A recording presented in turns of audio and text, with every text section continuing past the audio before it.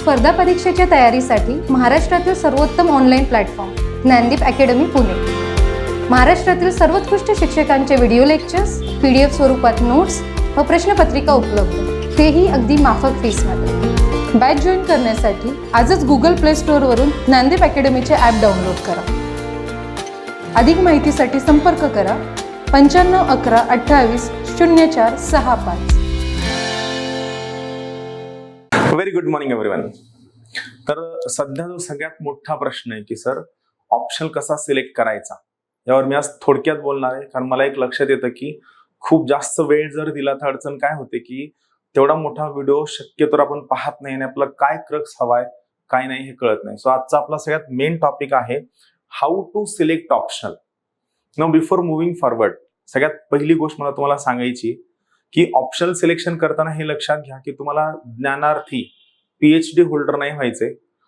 प्रत्येक गोष्ट लक्षात घ्या की तुम्हाला तुमचं जे उत्तर आहे हे तुम्हाला हार्डली 150 वर्ड्स, 100 वर्ड्स, 250 वर्ड्स और मॅक्स 300 वर्ड्स एवढ्याच वर्ड्स मध्ये जर तुम्हाला लिहायचं असेल तर मला सांगा, एखाद्या टॉपिकला तुम्ही खूप जास्त वेळ रीडिंग देऊन त्यामधनं तुमचं ज्ञान वाढून काय करणार आहे. सो बेसिकली लक्षात घ्या, ऑप्शनल सिलेक्शन करताना सुद्धा सगळ्यात पहिला पॉइंट लक्षात घ्या की तुम्ही कमीत कमी पुस्तकं पुन्हा पुन्हा वाचावी.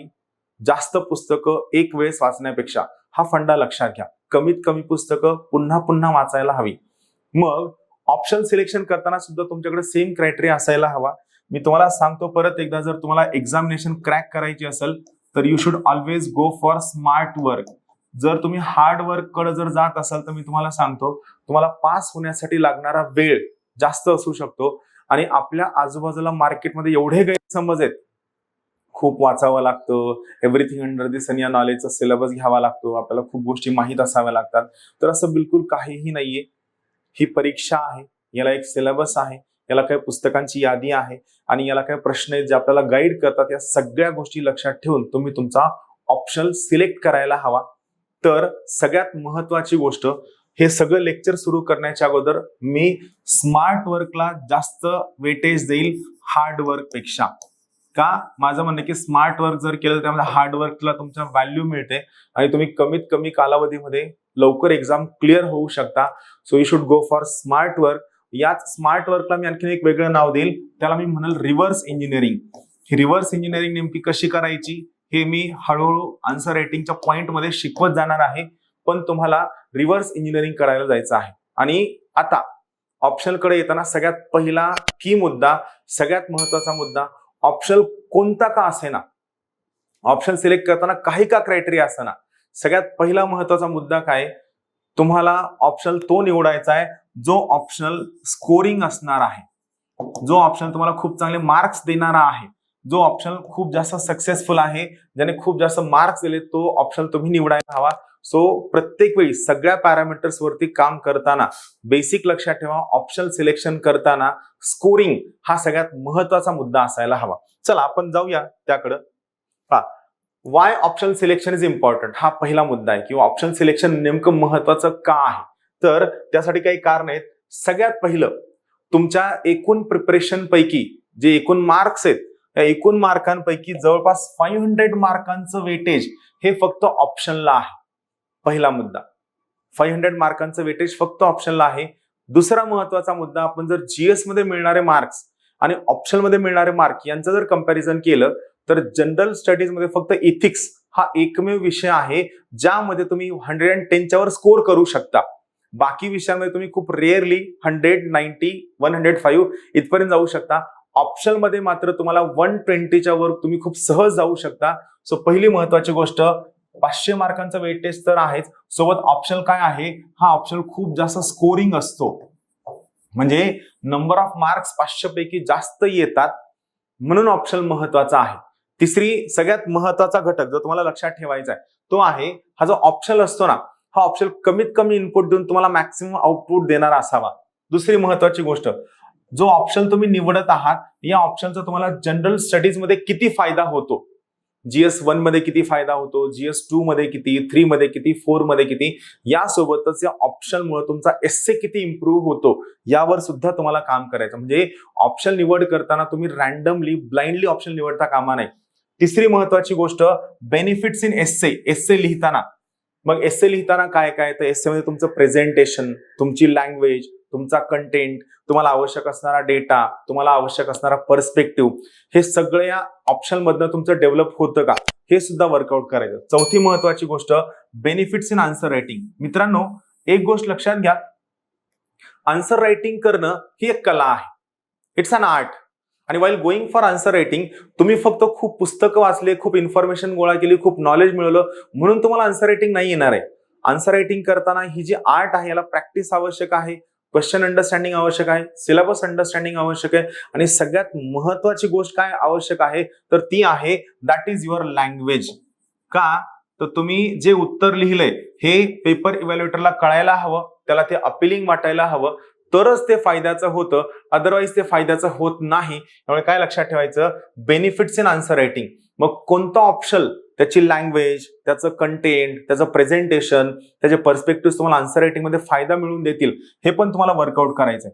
आणि सगळ्यात महत्वाची गोष्ट बेनिफिट्स इन इंटरव्ह्यू. कोणतं ऑप्शन तुम्हाला इंटरव्ह्यू मध्ये बेनिफिट मिळवून देऊ शकतो, ह्या सगळ्या गोष्टींचा तुम्हाला विचार करायचा आहे. बरोबर आहे. तर काय, जीएस मधले मार्क्स, त्यानंतर टोटल मार्कांपैकी मार्क, स्कोरिंग आहे की नाही, एस्से, आन्सर रायटिंग, आणि सगळ्यात महत्वाची गोष्ट इंटरव्ह्यू मध्ये तुम्हाला त्या ठिकाणी जास्त स्कोर मिळवण्यासाठी ऑप्शन महत्व देऊ शकतो का, हे तुम्हाला काम करायचं आहे. मग त्याचं scoring potential, knowledge depth assessment. थोडक्यात काय की त्या ऑप्शनचं प्रिपरेशन केल्यामुळे तुमची डेप्थ वाढतेय का, पर्स्पेक्टिव्ह डेव्हलप होत आहेत का, हे सुद्धा तुम्हाला वर्कआउट करायचंय. त्यानंतर deciding factor to get in the list. असं मी का म्हणतो माहितीये का, त्याचं मेन कारण मगाशी मी तुम्हाला सांगितलं, जीएसच्या 2 पेपरमध्ये 500 पैकी तुम्हाला 200, 210 इथपर्यंत जाऊ शकतात. मात्र ऑप्शनल मध्ये 500 पैकी तुम्हाला 250 प्लस जाण्याचे चान्सेस खूप जास्त असतात. ऑप्शनचं स्कोरिंग पोटेन्शियल एवढं जास्त असतं की एका मार्कावर 100 स्टुडंट्स असतात लिस्टमध्ये. सो तुम्हाला समोर जाण्यासाठी सगळ्यात जास्त बेनिफिशियल असतं. So deciding factor to get in the list. आणि सगळ्यात महत्वाची गोष्ट, option is the most important deciding factor to get you top rank. कारण या रँकच्या आधारावरती सगळ्या गोष्टी डिसाइड असतात. कोणती पोस्ट मिळणार आहे, काय होणार आहे, कोणतं कार्डर मिळणार आहे, ह्या सगळ्या गोष्टी या ठिकाणी डिसाइडिंग असतात. So it is the most important deciding factor to get in the top list, toppers list. हे 9 सगळ्यात महत्वाचे क्रायटेरिया लक्षात ठेवून तुम्ही ऑप्शन सिलेक्ट करायला हवा.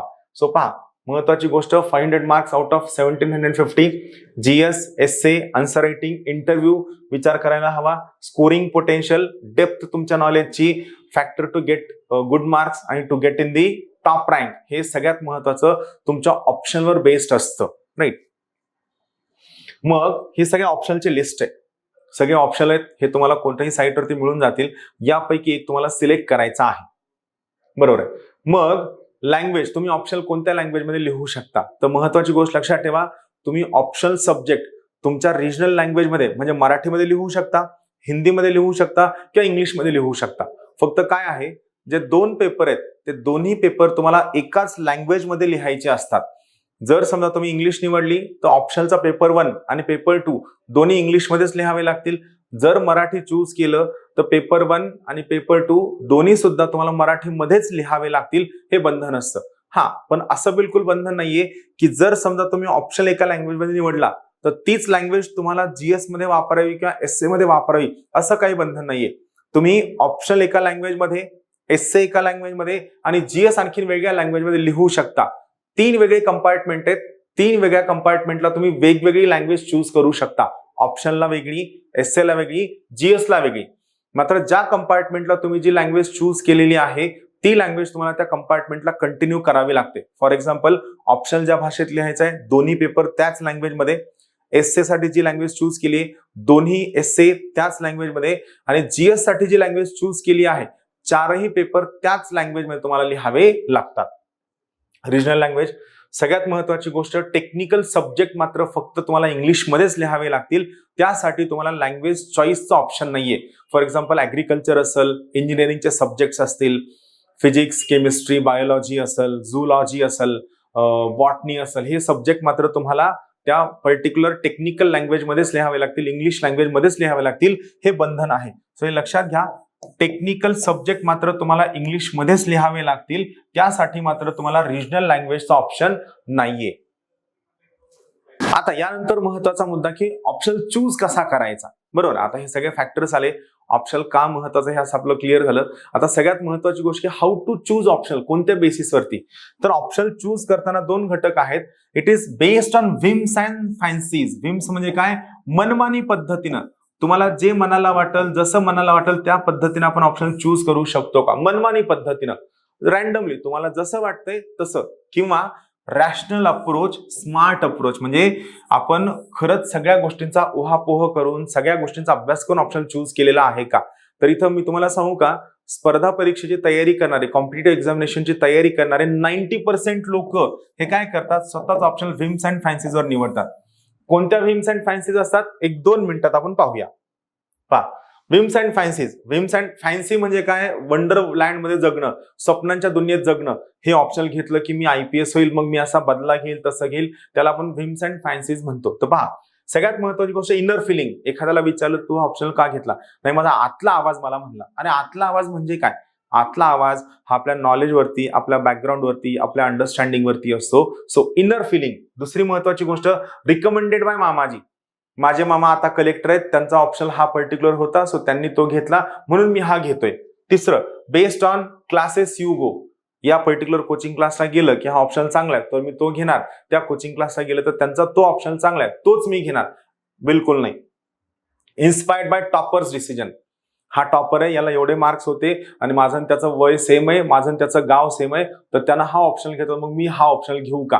असे कोणतेही ज्या इरॅशनल आहे, ज्याला काय बेस नाहीये, ज्याला काय कॉज इफेक्ट रिलेशनशिप नाहीये, अशा कोणत्याही कारणांच्या आधारावर जर तुम्ही ऑप्शन निवडत असाल तर मी 100% सांगतो की तुम्हाला त्यामध्ये चांगले मार्क्स येणार नाहीत, किंवा चांगले मार्क्स येतील, मात्र चांगले मार्क्स येण्यासाठी तुम्हाला ऍडिशनली एखाद दुसरं वर्ष त्यामध्ये जास्त वेळ द्यावा लागेल, हे लक्षात ठेवा. त्यानंतर डिसाइडिंग फॅक्टर्स. हे असे खूप सगळे फॅक्टर्स आहेत, हे लक्षात ठेवायचे नाही. डिसाइडिंग फॅक्टर्स काय काय असतात. सगळ्यात पहिलं महत्त्वाचं डिसाइडिंग फॅक्टर आहे इंटरेस्ट. तुम्हाला हे आवडतं का.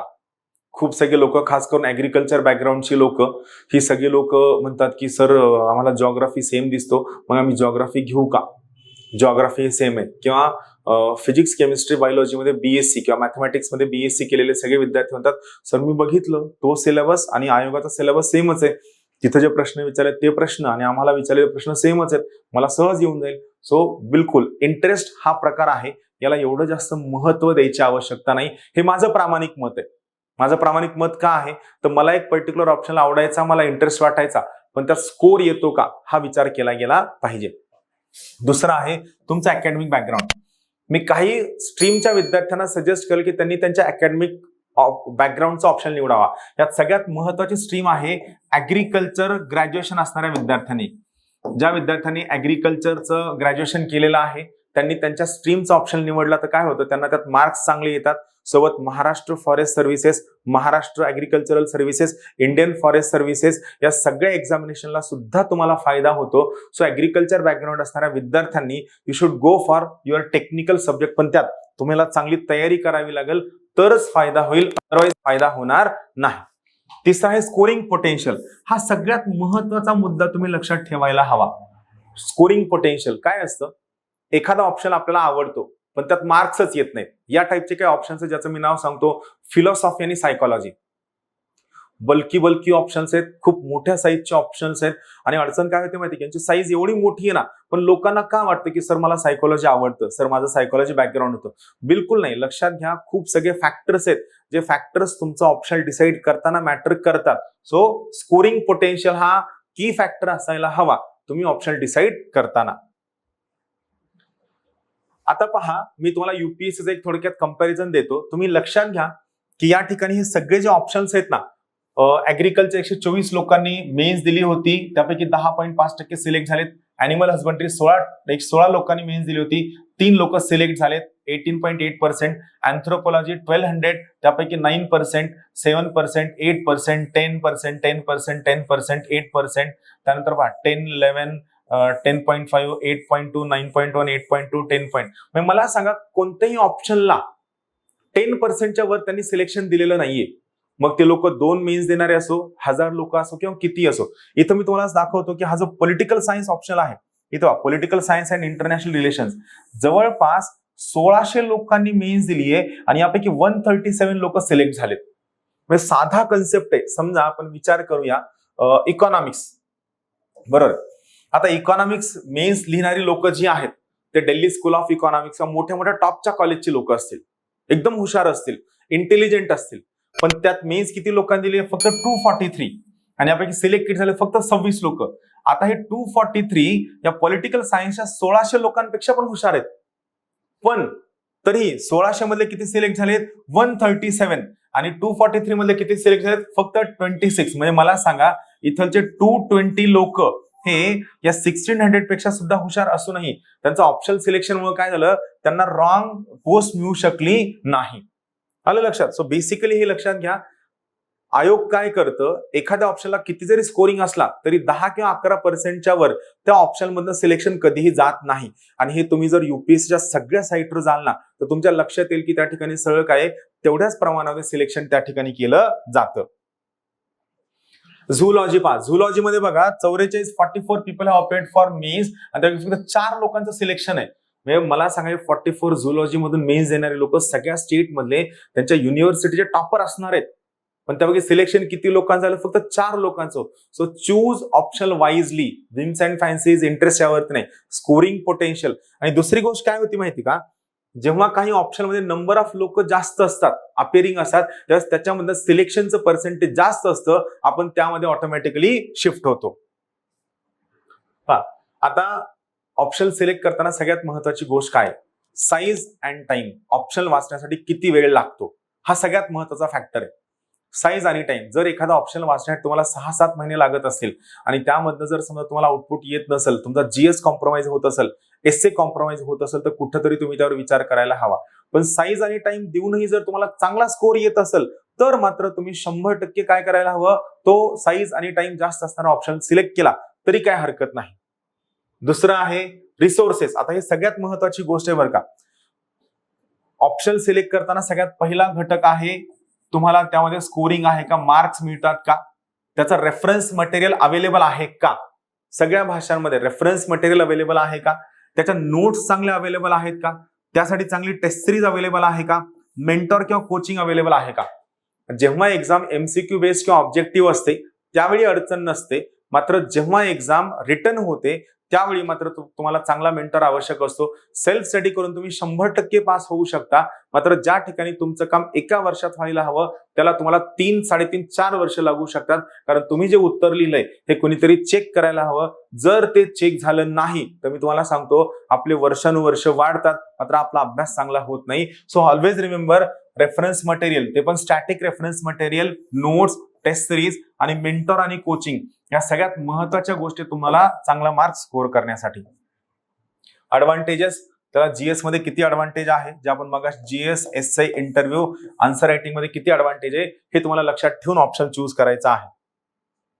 तुमचा कम्फर्ट झोन, तुम्ही कशात कम्फर्टेबल आहात, पॉलिटिकल लँग्वेज मध्ये कम्फर्टेबल आहात का, सोशल लँग्वेज मध्ये कम्फर्टेबल आहात का, तुम्ही जेनेटिक्स मध्ये कम्फर्टेबल, या सगळ्यांचा तुम्ही विचार करायला हवा आणि त्याच्या बेसिसवर तुम्ही तुमचा ऑप्शन चूज करायला हवा. टेक्निकल ऑप्शनल मी तुम्हाला सुचवल, do not go for technical options unless and until you have calibre to top at all India level in those technical subjects. I repeat once again, in case of technical subject, I will suggest you do not go for technical options unless and until you have caliber to top at all India level in those technical subjects. Physics, chemistry, biology, zoology, botany, तुमचे इंजिनिअरिंगचे subjects असतील, mathematics असेल, या option मध्ये appear होणाऱ्या लोकांची संख्या कमी असते, सिलेक्शन पण कमी असतं. त्यामुळे लक्षात घ्या की do not go for technical optionals. Do not go for technical optionals. Choose wisely. मी सगळे पॅरामीटर तुम्हाला सांगितलेत. तुम्ही काय करा, सगळ्या ऑप्शनची लिस्ट करा. या लिस्ट मध्ये 3 ते 4 ऑप्शन, मी तुम्हाला एक फॉर्मॅट सांगतो. Make a list of optionals, then short list them. Short list करा ऑप्शन. त्या शॉर्ट लिस्ट केलेल्या ऑप्शन पैकी माझं काय 2 ते 3 ऑप्शन जे तुम्ही शॉर्ट लिस्ट केलेत यासाठी मला भेटू शकता. यू कम मीट मी, आपण चर्चा करूया. त्यानंतर या 2 ते 3 ऑप्शनचे बेसिक बुक्स म्हणजे काय, याच्याबद्दलचे एनसीईआरटी और स्टेट बोर्ड, जर तुम्ही रीड मराठीमध्ये करणार असेल तर स्टेट बोर्ड वाचून काढा या ऑप्शन बद्दलचे. आणि त्याच्यानंतर आपले जे ऑप्शनचे क्लासेस आहेत हे आता 17-18 ऑगस्ट पासून सुरू होणार आहेत. तर या ऑप्शनच्या क्लासेसला तुम्ही सगळ्या ऑप्शनच्या क्लासेसला तुम्ही चूज करेपर्यंत you can sit in the class for 1 week without paying any fees. एक आठवडा तुम्ही कोणती फीस पे न करता या ऑप्शनला येऊन बसा, डिस्कस करा, चर्चा करा अँड देन यू चूज. प्रत्येक फॅकल्टीला भेटा. पण हे सगळं करत असताना तुम्ही 2 ते 3 ऑप्शन अगोदर शॉर्टलिस्ट करायला हवे. तुम्हाला सगळा time table Dnyandeep time table नावाच्या टेलिग्राम चॅनलला अवेलेबल आहे. या ठिकाणी तुम्ही बघू शकता. आणि एक आठवडाभर तुम्ही फ्री मध्ये बसा, काही अडचण नाही, तुम्हाला कोणीही फीस मागणार नाही, काही नाही. आणि ऑप्शन तुमचा एकदा चूज झाला then we will go for the entire process of going for the option. आपण बसूया, 1 to 1 डिस्कस करूया आणि मग आपण ठरवूया. पण ही प्रोसेस फॉलो करा. सगळ्यात महत्वाची गोष्ट या सब्जेक्टचे बेसिक एनसीईआरटी एक 3-4 एनसीईआरटी 2-3 दिवस वेळ देऊन वाचून काढा, ज्यातनं तुमचा कन्सेप्ट क्लिअर होईल. Right. So will meet very soon. तुम्हाला ऑप्शन बद्दल काय डाऊट असेल तर ऑफिसच्या नंबरला कॉल करून मला भेटण्यासाठी या. आपण त्यावर वर्कआउट करूया. 2-3 ऑप्शन तुम्ही शॉर्टलिस्ट करा. आपण लवकरात लवकर भेटूया. तोपर्यंत सरांना खूप खूप शुभेच्छा. धन्यवाद. स्पर्धा परीक्षेच्या तयारीसाठी महाराष्ट्रातील सर्वोत्तम online platform Dnyandeep academy Pune. महाराष्ट्रातील सर्वोत्कृष्ट शिक्षकांचे व्हिडिओ लेक्चर्स, PDF स्वरूपात नोट्स व प्रश्नपत्रिका उपलब्ध, तेही अगदी माफक फीसमध्ये. बॅच जॉईन करण्यासाठी आजच Google Play Store वरून ज्ञानदीप अकॅडमीचे ॲप डाउनलोड करा. अधिक माहितीसाठी संपर्क करा 95 11 28 04 65.